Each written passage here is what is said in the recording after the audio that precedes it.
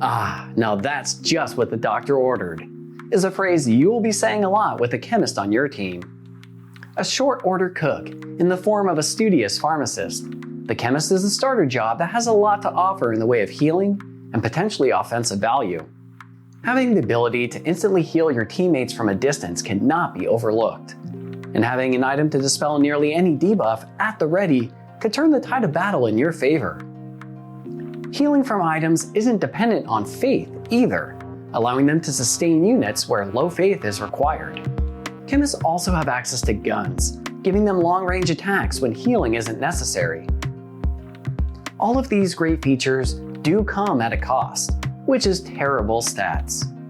Chemists also have no way to buff their teammates or heal more than a single target at a time. Hi, I'm Mikey from Tactics Live Tournament, and today I have another episode in the Job Focus series. The goal of these videos is to crack open the hood on each class, present technical information in a simplified way, and help you make better choices when raising your squad. In today's Job Focus, we're going to do a deep dive into the Chemist class, looking at their equipment choices, how their abilities work, and touch on how to manage their stats. If you are just starting the single player story or have had played through multiple times, in either case, not really giving this starting job much attention, or you want a unique, non-magic based healer for your multiplayer matches, well, let's study up on our reagents. Get those Bunsen burners lit, bottle all chemicals nice and tight, as we get into a Chemist Job Focus session.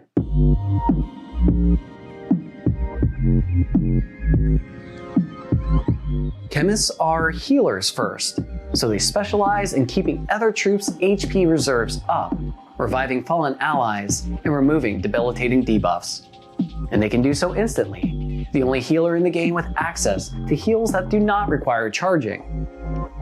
This also means you'll be restricted in your healing to the amount of items purchased from shops and stored in your inventory, so having a steady stream of income is essential.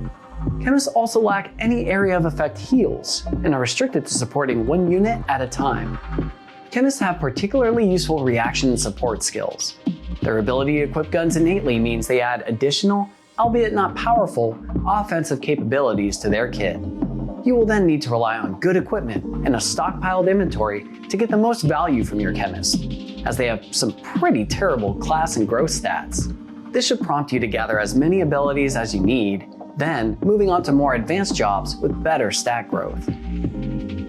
This is a starting job, so you will have access to chemists immediately. Getting to at least level 2 with a chemist is required to unlock the rest of your job progression, so let's get started.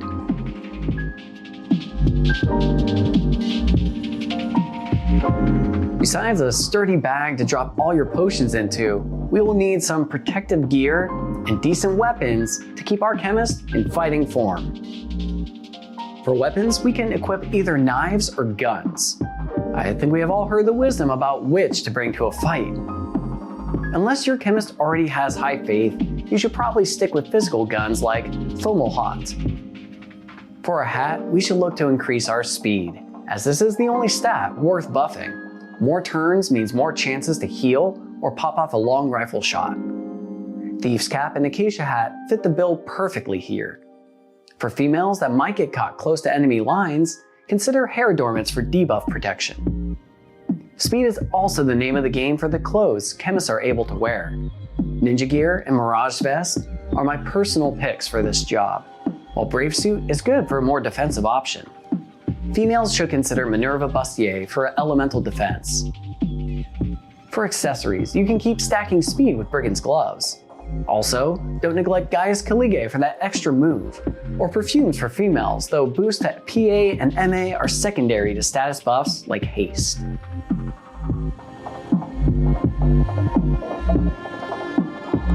Chemist's primary ability set is very straightforward, and is based purely around the items you can purchase from the shop. Just remember, if you don't know the ability, yet have the item in your inventory, sorry pal, can't use it until you learn it first. Let's go into each of the items available to the chemist so you can spend your money wisely.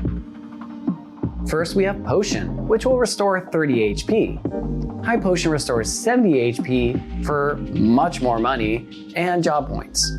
This is a good stopgap for the next version, X Potion, which restores 150 HP for only slightly more job points, but much more gil. Next, we have Ether to restore 20 MP. The better option, High Ether, is much more expensive in the shop, but restores a beneficial 50 MP. Next, we have Elixir, which will completely restore the target's HP and MP for a whopping 900 job points. You can poach Greater Marlboros in Midlight Deep's map, the Catacombs, for a good chance at purchasing elixirs from the Poacher's Den. We now move on to debuff cleansing, and we will be starting off with the item that really does almost everything, Remedy. For 700 job points and 350 gil, this item is the combination of nearly every other curative item and is worth saving up for. It also removes Sleep, Oil, and Confuse, which other items cannot do on their own. The only items not coming under Remedy's umbrella are Phoenix Down, which is a high priority skill to learn that brings back KO'd teammates with between 1 and 20 HP. The other is Holy Water, which cleanses undead and vampire statuses. The rest of the Chemist's abilities are up to you to learn, and I consider them to be redundant to Remedy. Learning all 5 costs more job points than simply saving up for Remedy, so if you're looking to be as efficient as possible, you may want to skip learning the following items at first. Antidote will cure poison, Eye Drops will remove blind, Echo Herbs remove silence, Maiden's Kiss cures toad, and Golden Needle removes stone. Onto the Soul Reaction ability for the Chemist, and easily one of the best in the game, Auto Potion. This ability triggers on HP loss, and the unit will consume the smallest level potion in your inventory immediately. Having 150 HP restored with every bit of damage is incredibly helpful in survival. For support skills, we have a few options available, starting with Throw Items. This allows you to throw items up to 4 spaces when not a chemist, and a skill I would consider a high priority for dedicated healers. Next, we have Safeguard, an ability that protects your equipment from being stolen or broken. Definitely something to consider more towards endgame when you will have unique equipment that's unavailable for purchase. Re-equip allows you to swap out your equipped items as an action for the turn. While its use is maybe very limited, it is a completely free to learn ability, so why not? Our only movement ability is Treasure Hunter. This skill will allow the unit to reveal any buried treasure hidden on the tile the unit moves onto. Your success rate in finding rare items is higher the lower your unit's bravery is.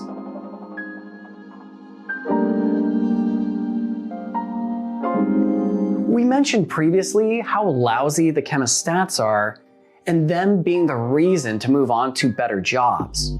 Now let's take a closer look to answer why. As with future classes this job serves a prerequisite for, we are stuck with a minimum 3 move, 3 jump, and 5% class evasion rate. We are not looking like a frontline warrior so far. Our class stats will tell the same tale.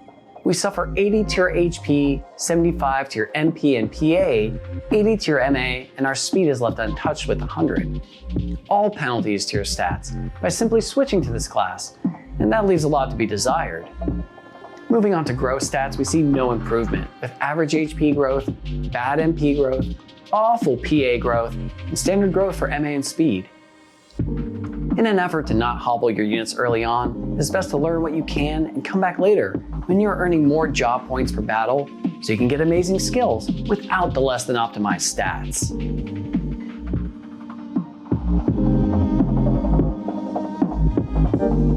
For a starting job that could easily get left behind to more flexible, bombastic, and stylish jobs earned later in your journey, the Chemist offers a lot of value if utilized well. It can be a sleeper unit capable of keeping your squad alive through difficult challenges.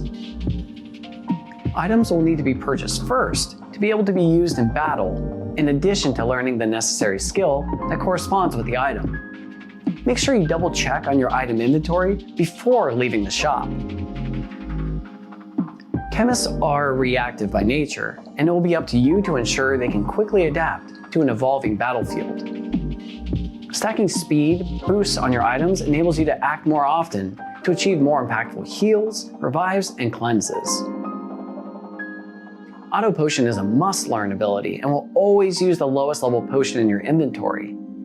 Selling off your excess potions and high potions, once X potions are available, will see these units' survivability skyrocket. It is more efficient to save up for Remedy than the 5 other curative abilities that become redundant once Remedy is learned. Remember, you will still need Holy Water and Phoenix down, as even Remedy does not work on Undead, Vampire, and KO statuses. Chemists have awful class and growth stats, but not surprising considering it is literally the first job available to you. And it's by design. You're encouraged to discover new jobs and try new abilities. But don't let that encourage you to leave the job behind forever, as there are skills that will serve you well throughout the game.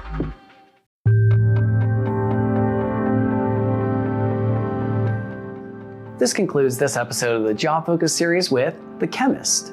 It's funny when even the most basic classes in the game have little subtle secrets and things to learn.